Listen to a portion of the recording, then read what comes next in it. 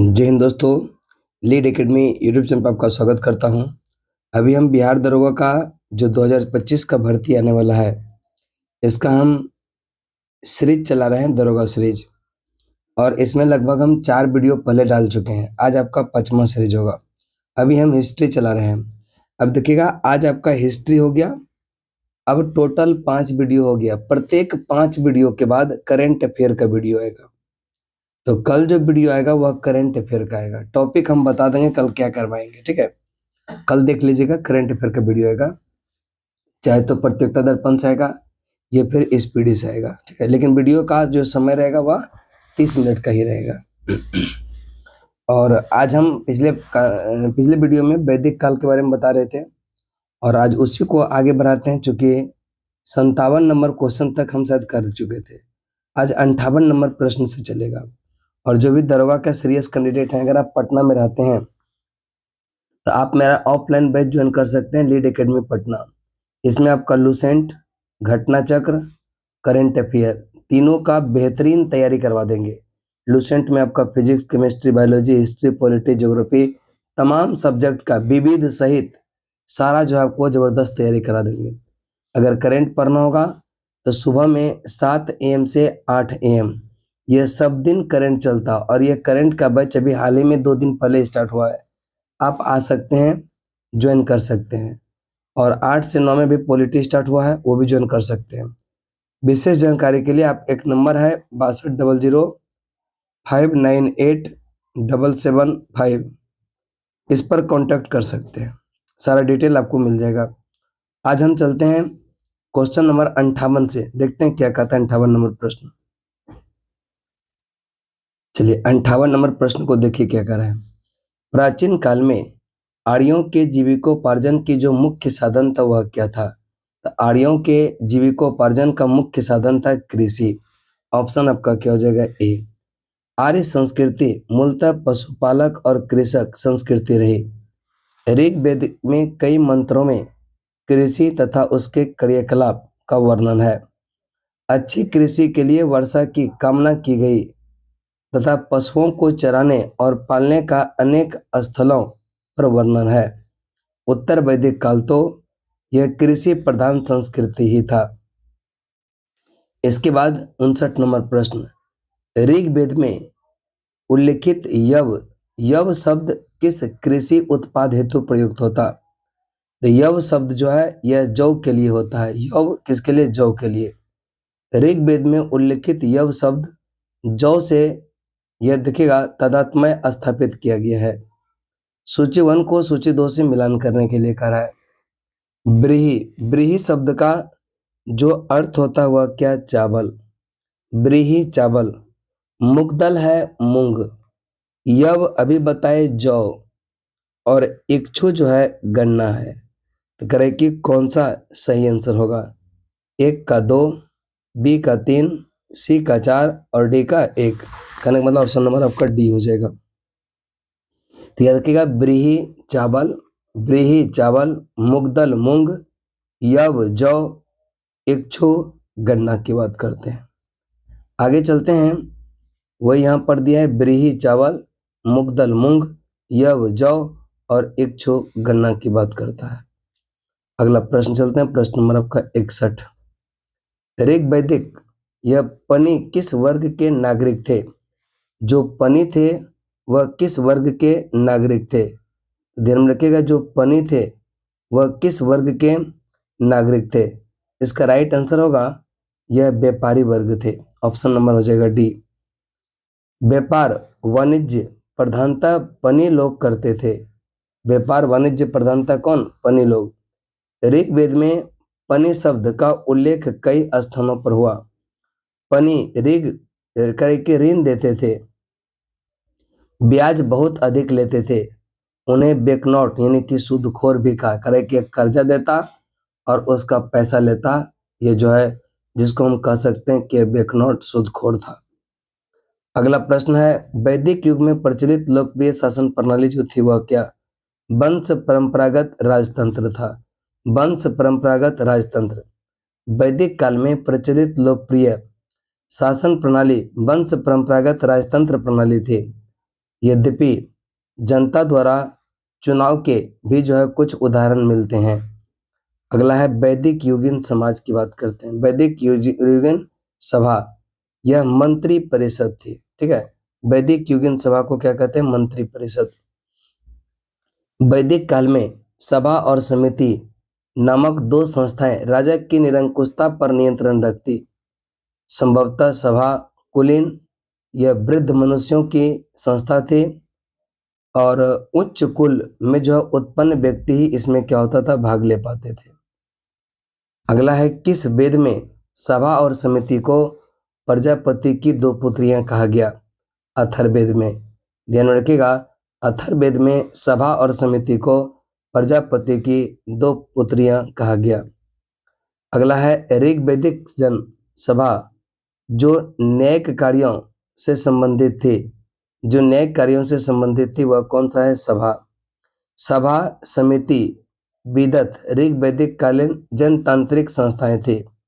इन संस्थाओं ने सभा न्यायिक कार्यों से संबंधित थी और ऋग्वेद में सभा का 8 बार उल्लेख हुआ है। ऋग्वेद में जो सभा का उल्लेख है वह कितने बार? 8 बार हुआ है।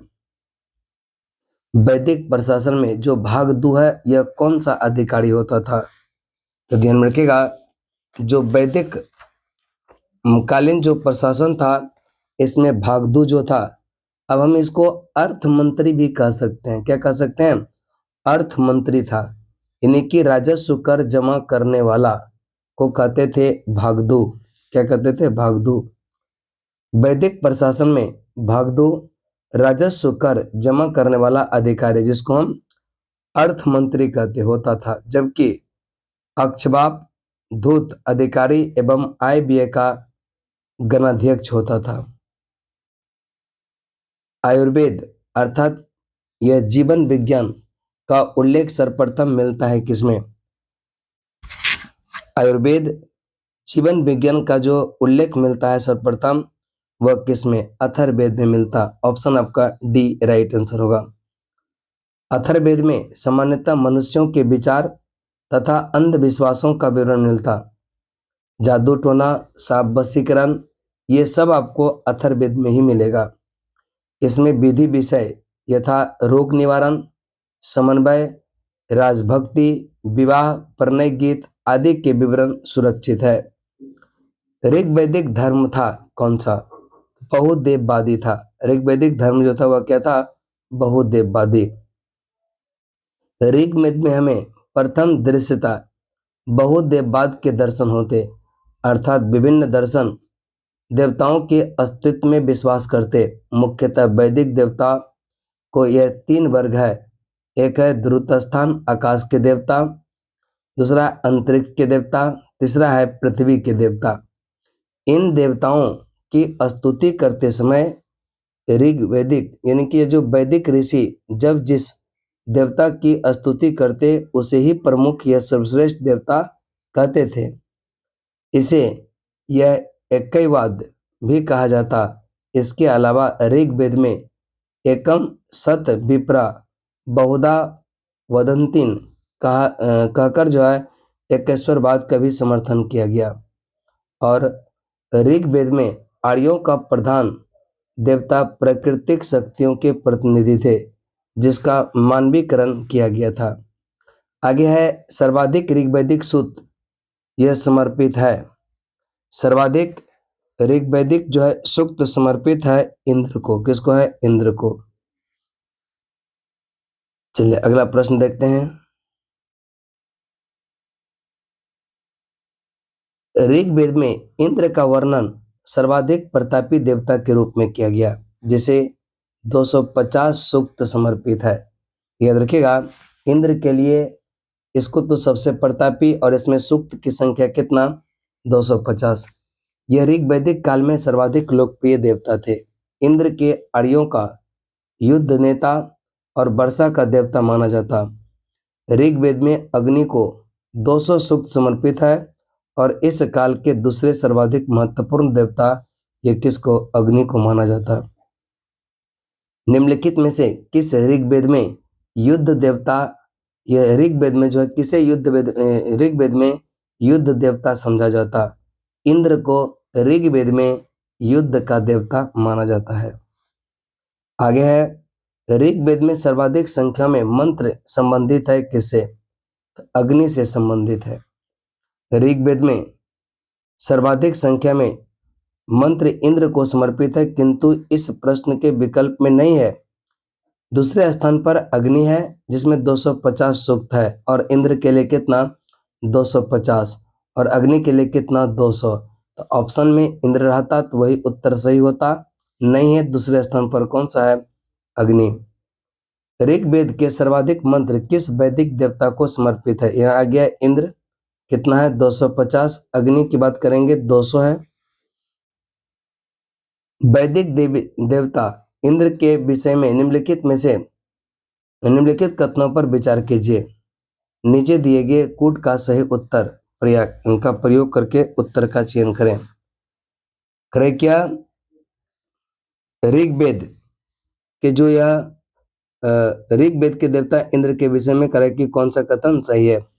करें कि इसको झंझावत का देवता भी कहते हैं और वर्षा का देवता कहते हैं। किसको? इंद्र को। पापियों को दंड, नैतिक व्यवस्था का संरक्षक किसको नहीं माना जाता? तो यह झंझावत के देवता और वर्षा के देवता। 1 और 4 ऑप्शन नंबर क्या हो जाएगा? डी।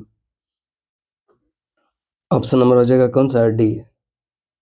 इसके बाद आगे चलते हैं।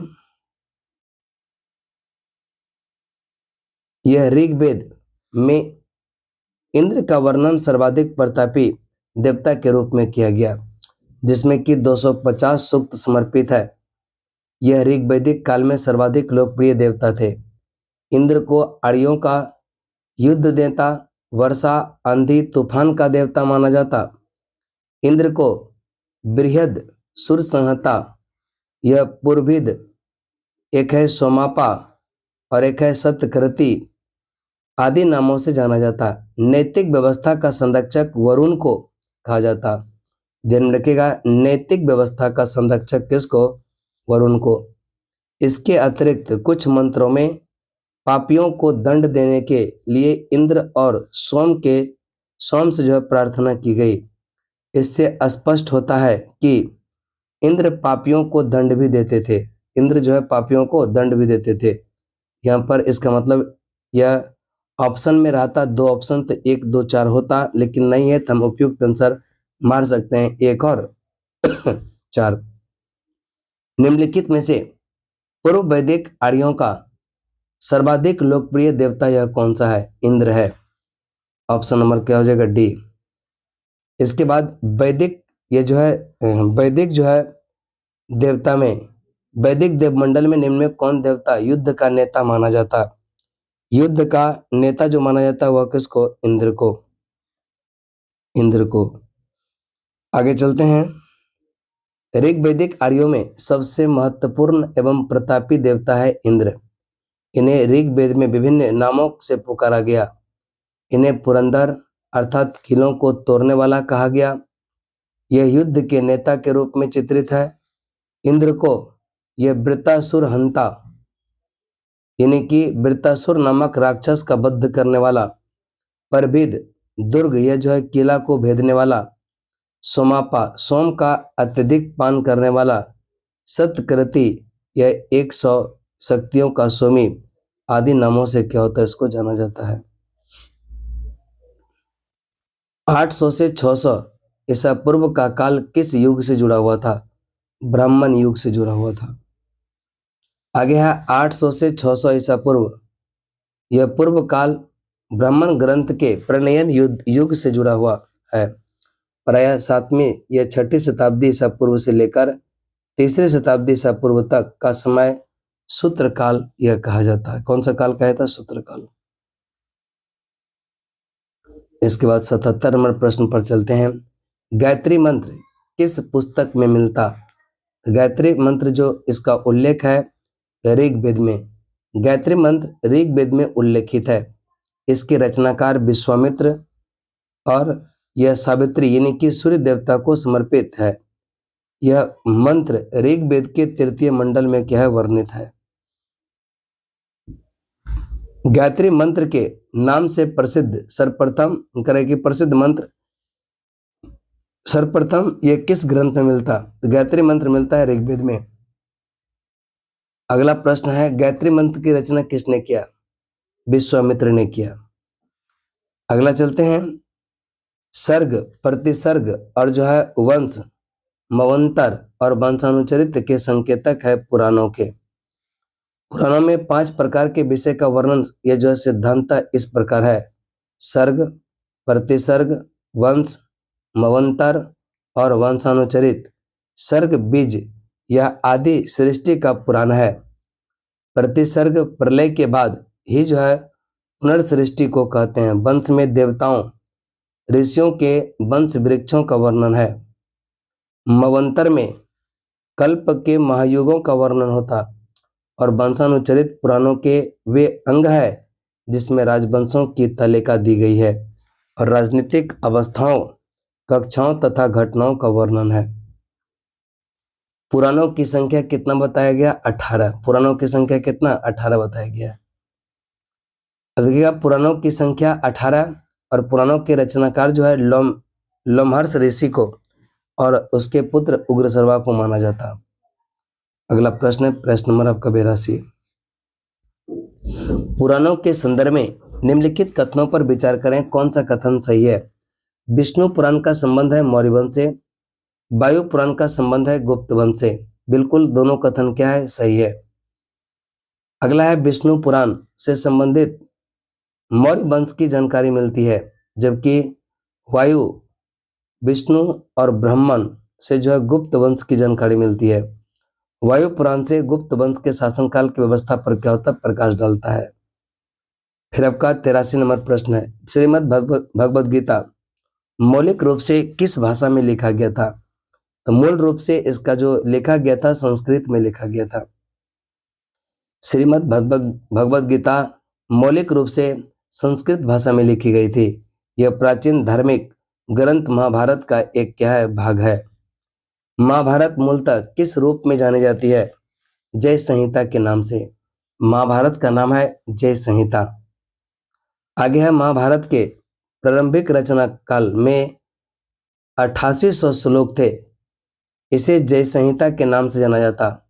महाभारत का दूसरा संस्करण भारत है, जिसमें श्लोक की संख्या 24,000 है। वर्तमान महाभारत में 1,00,000 श्लोक प्राप्त है। इसका अंतिम संस्करण है, जिसे यद्यका सप्तसहस्त्री संहिता यह महाभारत कहा जाता। सप्तसहस्त्री संहिता उपनाम यह किस ग्रंथ में मिलता है?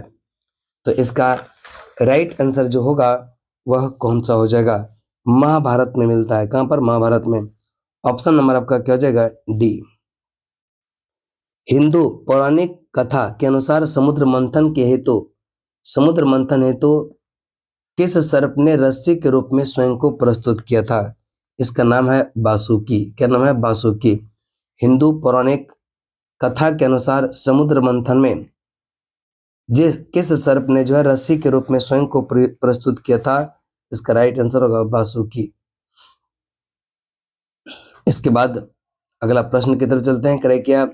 हिंदू पौराणिक कथा के अनुसार समुद्र मंथन हेतु मथानी के रूप में मंद्रांचल पर्वत तथा रस्सी के रूप में सर्पों के राजा वासुकी का प्रयोग किया गया था। ठीक है, मथानी के रूप में कहेगा मंद्रांचल पर्वत, रस्सी के रूप में कहेगा वासुकी। किस काल में अछूत की अवधारणा स्पष्ट रूप से उद्धृत हुई थी? धर्मशास्त्र के समय। कौन सा? धर्मशास्त्र के समय। धर्मशास्त्र के समय में 4 वर्ण ब्राह्मण, क्षत्रिय, वैश्य और शूद्र के अतिरिक्त समाज में अनेक जातियां, जिसका नाम है अंबष्ठ, उग्र, निषाद, मागध, वैदेहक, रथकार आदि का आविर्भाव अनुलोम एवं प्रतिलोम विवाहों के फलस्वरूप हो गया। पाणिनि ने 2 प्रकार के शूद्रों का उल्लेख किया, निर्वसित और अनिर्वसित। इनमें पहले पत्रकार के शूद्र ही अस्पृश्य जो है माने जाते थे। सत्यमेव जयते शब्द जो है किस उपनिषद से लिया गया? यह मुंडकोपनिषद से। सत्यमेव जयते मुंडकोपनिषद से लिया गया। सत्यमेव जयते शब्द यह मुंडकोपनिषद से लिया गया, जिसका अर्थ होता है सत्य ही विजयी होती है। यह भारत के राज्य चिन्ह पर भी जो है अंकित है। सत्यमेव जयते यह शब्द लिया गया है कहाँ से? तो सत्यमेव जयते मुंडकोपनिषद से। मुंडकोपनिषद से भारतीय प्रत्येक पर उत्कीर्ण सत्यमेव जयते लिया गया है। कैसे? ये भी मुंडकोपनिषद की बात करता है। सब क्वेश्चन देखिए रिपीटेड है, इसीलिए कहते हैं इसको वीडियो को बढ़िया से देखिए। एक क्वेश्चन बहुत बार आता है। तमसो माह ज्योतिर्गमय कथन जो है मूलतः है किसका? उपनिषदों का। तमसो माह ज्योतिर्गमय का कथन यह बृहदारण्यक उपनिषद से लिया गया, जिसका अर्थ होता है अंधकार से प्रकाश की ओर। अंधकार से प्रकाश की ओर। किस उपनिषद का शाब्दिक अर्थ सफेद घोड़ा होता? ये देखिएगा करे कि किस उपनिषद का अर्थ जो है सफेद घोड़ा होता? श्वेताश्वर उपनिषद का अर्थ सफेद घोड़ा द्वारा खींचा गया है। करे कि विकल्प में किसी भी उपनिषद का तात्पर्य सफेद घोड़ा नहीं है। श्वेताश्वर उपनिषद का अर्थ होता है सफेद घोड़ों द्वारा खींचा गया, उसको कहते हैं श्वेताश्वर उपनिषद। अगला प्रश्न है, सत्यकाम जवाल की कथा जो अनव्ययी मां होने के लांछन को चुनौती देती है, यह उल्लिखित है छांदोग्य उपनिषद। ऑप्शन आपका हो जाएगा सी। सत्यकाम जवाल महर्षि गौतम के शिष्य थे, जिनकी माता का नाम जवाल था। सत्यकाम जवाल की कथा जो अनव्ययी मां होने के लांछन को चुनौती देती है, इसकी कथा छांदोग्य उपनिषद में उल्लिखित है। ऋग्वेद की मूल लिपि जो है वह क्या है? ब्राह्मी लिपि है। ब्राह्मी लिपि। ऋग्वेद की मूल लिपि ब्राह्मी है। ऋग्वेद में कुल कितना? 10 मंडल और 1028 सूक्त है। ऋग्वेद के पुरोहित को होता कहा जाता। अगला है, वैदिक कर्मकांड में होता का संबंध है किससे? ऋग्वेद से है। होता का संबंध किससे है? ऋग्वेद से है। अगला प्रश्न है, अवेस्ता और ऋग्वेद में समानता है। अवेस्ता किस क्षेत्र से संबंधित है? ईरान से। करे कि जो अवेस्ता है और ऋग्वेद है दोनों में समानता है। यह अवेस्ता जो है वह किस क्षेत्र से संबंधित है? यह ईरान से है। अवेस्ता और ऋग्वेद दोनों कुछ भाषिक समानता है। अवेस्ता ईरान क्षेत्र से संबंधित है, जबकि ऋग्वेद का संबंध आर्यों से है। ऋग्वेद का संबंध किससे? आर्यों से। वैदिक काल में किस जानवर को अगण्य, अगण्य का मतलब होता है ना मारे जाने योग्य, गाय को अगण्य शब्द का, गाय के लिए अगण्य शब्द का प्रयोग किया गया। वैदिक काल में गाय अगण्य ना मारे जाने योग्य माना जाता। गाय की हत्या अथवा उसको घायल करने वाले व्यक्ति को मृत्युदंड तथा देश से बाहर निकालने की व्यवस्था किया गया था, वेदों में किया गया था। ऋग्वेद में अगण्य का प्रयोग हुआ है गाय के लिए। किसके लिए? गाय के लिए। ऋग्वेद में कई परिच्छेदों में प्रयुक्त अगण्य शब्द संदर्भित करता है किसको? देखिएगा अगण्य जैसे आ गया तो इसका मतलब ना मारे जाने योग्य, गाय के लिए प्रयोग किया गया था। ऋग्वैदिक कालीन आर्य और सिंधु घाटी के लोग की संस्कृति के बीच में अंतर संबंधों में कौन सा कथन कहता है कि सही है? ऋग्वैदिक कालीन आर्य कवच और यह शिरस्त्राण जिसको कहते हैं हेलमेट का उपयोग करते थे, जबकि सिंधु घाटी सभ्यता के लोग ने जो है इसका उपयोग में का कोई साक्ष्य नहीं मिला। बिल्कुल कथन क्या है? सही है। ऋग्वेद काल में स्वर्ण, चांदी और ताम्र का ज्ञान था, जबकि सिंधु घाटी के लोग केवल ताम्र और लौह का। देखिएगा सिंधु घाटी के लोग को लोहे का ज्ञान नहीं था। सिंधु घाटी के लोगों को सोना, चांदी ये सब का ज्ञान था, लेकिन जो है लोहा से संबंधित नहीं है। दूसरा कथन क्या जगह गलत। अब देखिएगा पूछ कर रहा है कौन सा कथन सही है। एक तीसरा नंबर देख लेते हैं। ऋग्वैदिक कालीन आर्यों ने घोड़े को पालतू बना लिया, जबकि इस बात का कोई साक्ष्य नहीं है कि सिंधु घाटी के लोग इस पशु को पालते थे। तो घोड़े का साक्ष्य प्राप्त हुआ है सिंधु घाटी से, नहीं की बात नहीं करता। यानी कि 2-3 कथन गलत है, केवल और केवल एक ही सही होगा। ऑप्शन नंबर क्या हो जाएगा? ए। ऋग्वेद में कवच वर्म का उल्लेख है। संभवतः ऋग्वेद कालीन आर्य लौह एवं स्वर्ण से निर्मित कवच, शिरस्त्राण, हेलमेट का प्रयोग करते थे, जबकि सिंधु सभ्यता के लोग में इसका उपयोग का कोई साक्ष्य नहीं होता। सिंधु सभ्यता के स्थलों के उत्खनन से प्राप्त युद्ध संबंधी उपकरण अत्यंत साधारण कोटि के हैं, जो इस बात की ओर संकेत करते हैं कि उन्होंने भौतिक सुख सुविधा की ओर विशेष ध्यान दिया। ऋग्वेद कालीन आर्यों को स्वर्ण, चांदी और ताम्र का ज्ञान था। सिंधु कालीन लोगों को केवल ताम्र एवं कांसे का ही ज्ञान था। लोहे का प्रचलन उत्तर भारत में 1000 से 600 ईसा पूर्व के मध्य हुआ। ऋग्वैदिक कालीन आर्यों ने घोड़े को पालतू बना लिया था, जिसकी सहायता से वे युद्धों में विजय प्राप्त करते। सिंधु घाटी के विभिन्न स्थलों से भी घोड़े के साक्ष्य का हुआ प्राप्त मिला है। ऋग्वैदिक कालीन ये जो है काल के प्रारंभ में निम्नलिखित में से किसे महत्वपूर्ण मूल्यवान संपत्ति समझा जाता? तो ऋग्वेद काल में सबसे मूल्यवान महत्वपूर्ण संपत्ति समझा जाता वह गाय को समझा जाता। ऋग्वेद काल में के प्रारंभ में गाय को महत्वपूर्ण संपत्ति समझा जाता। इस काल में गाय मुख्यतः विनिमय का माध्यम होती। ऋग्वेद के कुल सूक्तों में गायों को देवता के रूप में कल्पित किया जाता है। सूची 1 को सूची 2 से मिलान करने के लिए करा है। सिंधु घाटी का संबंध जो है वह नगरीय से है। उत्तर वैदिक काल की बात करेंगे तो यह कृषक, ऋग्वैदिक की बात करेंगे चारागाह, और मध्यकाल की जमींदारी व्यवस्था संबंधित है। तो सिंधु घाटी का संबंध है नगरीय से। उत्तर वैदिक समाज का काम यह जो है कृषक, ऋग्वैदिक समाज चारागाह, और यह मध्यकाल जो है जमींदारी। चलिए इसके बाद चलते हैं आगे। करें सिंधु घाटी सभ्यता का संबंध नगरीय, उत्तर वैदिक समाज कृषक, ऋग्वैदिक समाज चारागाह, मध्यकाल जमींदारी। प्राचीन भारतीय समाज के प्रसंग में निम्नलिखित शब्दों में से कौन सा शब्द शेष 3 वर्ग का जो है नहीं है? यह कोश की बात करता।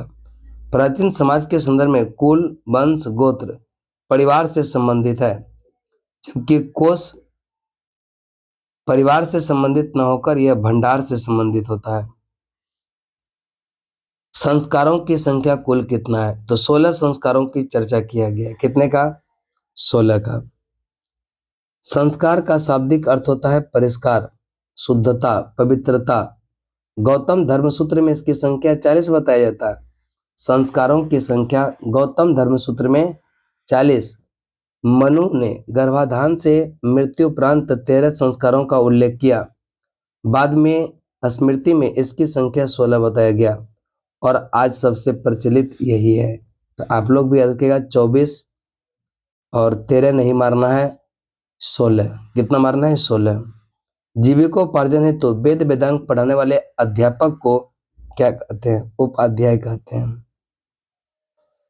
करे वैदिक काल में जीविकोपार्जन हेतु वेद वेदांग पढ़ाने वाले यह अध्यापक को उपाध्याय कहलाता। आचार्य गुरुकुल की स्थापना करके जो है अपने शिष्यों को पढ़ाता, और यहाँ पर कोई फीस नहीं लेता, किंतु शिष्य द्वारा दी गई दक्षिणा स्वीकार कर लेता, दक्षिणा लेता। इसके बाद कल हम बोले थे कि 5 वीडियो के बाद एक करंट अफेयर का वीडियो आएगा, उसके बाद फिर हम बौद्ध धर्म से चलेंगे। तो उम्मीद करते हैं वीडियो अच्छा लगा होगा। अगर अच्छा लगा होगा चैनल को सब्सक्राइब जरूर कीजिएगा, शेयर कीजिए। ये पूरा दरोगा तक सीरीज चलते रहेगा। इसमें करंट, जीके सब आपका कंप्लीट हम करवाने का प्रयास करेंगे। तो आज यहीं तक, तब तक के लिए जय हिंद, जय भारत।